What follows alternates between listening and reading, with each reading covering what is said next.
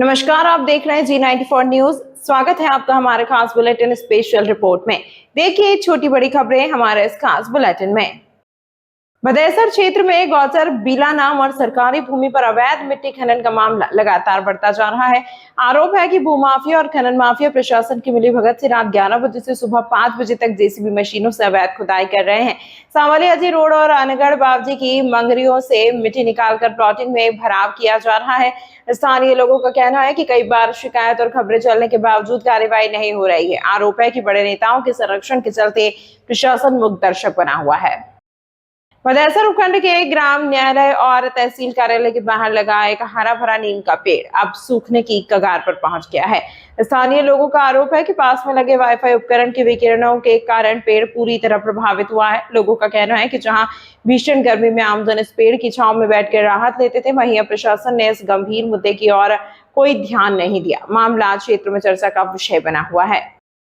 चित्तौड़गढ़ जिले के डूंगला तहसील के चिकाडा कस्बे में बुधवार को श्रद्धा और भक्ति का अद्भुत संगम देखने को मिला। सांवरियाजी चौराहे पर नवनिर्मित मंदिर में शुभ मुहूर्त सुबह 7 बजे 15 मिनट पर श्री मनसापूर्ण महादेव सपरिवार विराजमान हुए। मंत्रोच्चार और विधि विधान के साथ हुई प्राण प्रतिष्ठा के दौरान पूरा क्षेत्र हर हर महादेव जय घोष से शिवमय हो उठा। महोत्सव में ग्रामीणों ने बढ़ चढ़कर भाग लिया और यज्ञ में आहुतियां देकर क्षेत्र की सुख समृद्धि की कामना की। आज चिकाडा गांव के सांवलियाजी चौराहे पे बालाजी चौक में मनसापूर्ण महादेव की पूरे परिवार के साथ प्राण प्रतिष्ठा की गई। यहाँ सैकड़ों की संख्या में भक्त उपस्थित रहे और हवन किया गया। और आज यहाँ मनसापूर्ण महादेव की जो मंदिर है उसके ऊपर कलश की बोली लगाई गई, जो 5,71,000 रुपये पर छूटी। वो श्रीमान हवलाल जी खंडेलवाल, देवीलाल जी खंडेलवाल, मदन लाल जी खंडेलवाल और रामेश्वर लाल जी खंडेलवाल की ओर से थी। उसके बाद ध्वजा चढ़ाने की बोली श्रीमान लक्ष्मीलाल जी सनोप कन्नीराम जी गुजर की ओर से थी, जो 1,31,000 रुपये थी।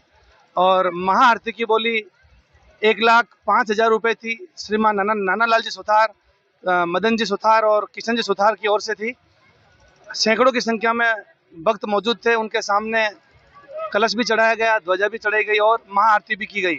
अब समस्त ग्रामवासियों के लिए भंडारे की व्यवस्था भी की गई है। श्रीमान नानालाल जी के सुथार के घर पर सबका भोजन है, भंडारा है और भक्त सब हर्षोल्लास के साथ भाग ले रहे हैं। साथ ही हमारे चिकाडा के मठ के संत शिरोमणि और बहुत सारे भक्त और संत भी हमारे यहाँ पे उपस्थित रहे। इस प्रकार आज का जो कार्यक्रम था ऐतिहासिक था।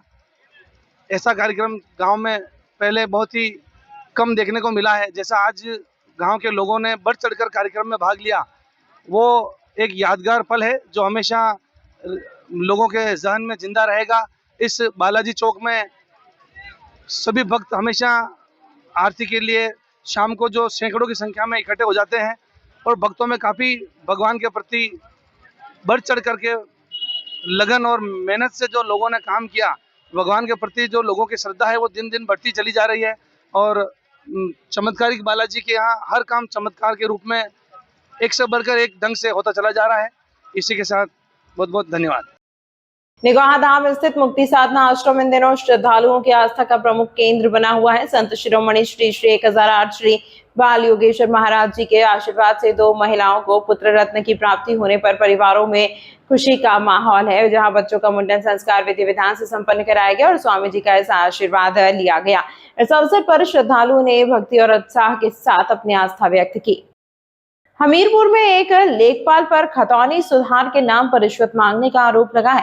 भाजपा युवा मोर्चा के जिला उपाध्यक्ष ने जिलाधिकारी को ज्ञापन सौंपकर कार्यवाही की मांग की। आरोप है कि बिवार ग्राम पंचायत में तैनात लेखपाल अनिल कुमार यादव ने खतौनी सुधार के एवज में 15,000 रुपए की मांग की। मामले को गंभीरता से लेते हुए डीएम ने लेखपाल के खिलाफ जांच के निर्देश दे दिए हैं। घटना हमीरपुर जिले के बिवार ग्राम पंचायत क्षेत्र की बताई जा रही है। हमीरपुर में दबंगों की धमकी से परेशान एक राजमिस्त्री ने फांसी लगाकर आत्महत्या कर ली। मृतक ने सुसाइड नोट लिखने के बाद फंदे पर झूलकर जान दे दी। सुसाइड नोट में भारत कुशवाहा और सुकुमार नाम के 2 भाइयों पर धमकी देने का आरोप लगाया गया है और लिखा गया है कि रिपोर्ट करने जाएगा तो मार दूंगा। सूचना मिलते ही पुलिस मौके पर पहुंची और शव को कब्जे में लेकर पोस्टमार्टम के लिए भेज दिया। मृतक की जेब से मिले सुसाइड नोट के आधार पर पुलिस मामले की जांच में जुटी है। घटना मुस्कुरा थाना क्षेत्र के पहाड़ी गांव की बताई जा रही है। कोटपुतली बहरोड जिले में 28 अप्रैल से 15 दिवसीय ग्राम रथ अभियान की शुरुआत हो गई है। जिला कलेक्टर अपर्णा गुप्ता ने कलेक्ट्रेट से एलईडी मोबाइल वैन को हरी झंडी दिखाकर रवाना किया। अभियान के तहत जिले की चारों विधानसभाओं की ग्राम पंचायतों में सरकार की जन कल्याणकारी योजनाओं का प्रचार प्रसार किया जाएगा।